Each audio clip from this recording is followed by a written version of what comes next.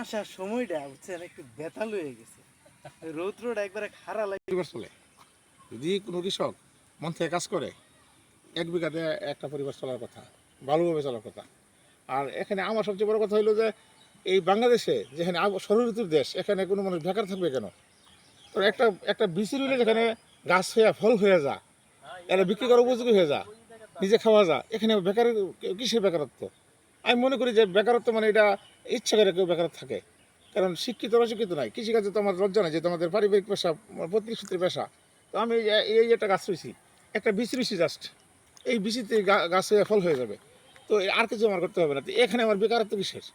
বেকারত্ব তার কথা না, যারা অলস কিংবা যারা মানে অকামা, এরা হলো বেকার।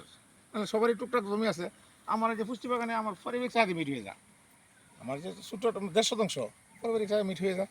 এখানে বেকারত্ব কেন থাকবে? আমরা ইচ্ছা করলে কিছু নিজেকে কাজে লাগাইতে পারি, কিন্তু অনেকে লাগায় না এমনি ইচ্ছা করে। তো আমি মনে করি যে সবাই আসা উচিত এই খাতে, আমাদের মতো যারা আছেন। আমি